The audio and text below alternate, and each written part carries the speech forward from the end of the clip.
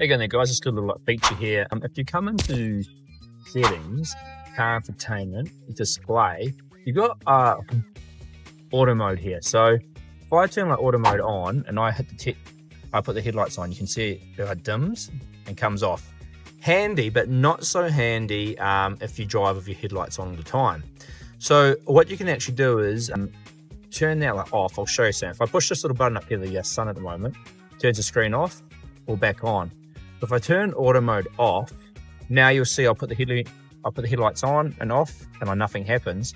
But if I touch up here, I can go to my dim mode and I go to off and then back on. So they're very handy if you're one of those customers that drive with your actual headlights on the whole time.